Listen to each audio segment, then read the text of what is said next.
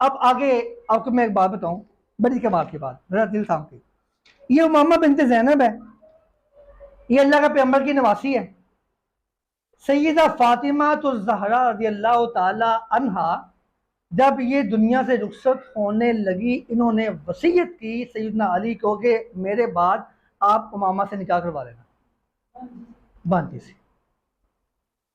गौर करें एक बात पे जरा, हमारा थोड़ा सा पहले चेंज हुआ। क्या, किसने क्या करवाना? मेरी भांजी के साथ शादी किसने करवानी है? अली ने। खालू के साथ, खालू के साथ। हैरान कुन बातें दो हैं। पहली बात, उमामा कवारी है, पहली बात, बेवा नहीं है, डिवोर्स नहीं है।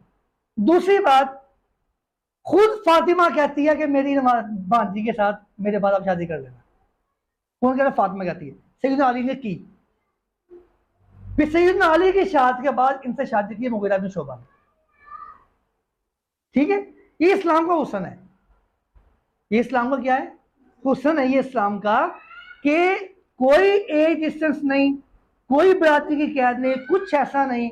ये भी नहीं कि सैयदना उमर रज़ी अल्लाह तआला अन्हु सैयदना अली से बोल बड़े हैं, लेकिन सैयदना अली अपनी बेटी उम्मे कुलसूम का निकाह सैयदना उमर से कर देते।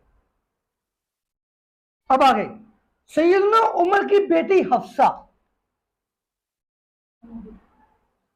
ये खुद रिश्ते पेश किए जा रहे हैं।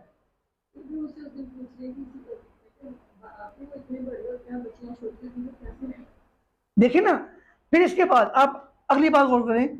उस दौर में ये बात ही नहीं थी। अल्लाह का पैगंबर की खुद जो शादी पहले हुई है, तो कितना फर्क था? 15 साल का। अम्मा आयशा की उम्र का कितना फर्क था? यानी वो 15 साल बड़ी और ये तकरीबन 35 साल छोटी। आयशा तकरीबन 35 साल छोटी। ठीक है, एज का फर्क कोई नहीं इस्लाम में।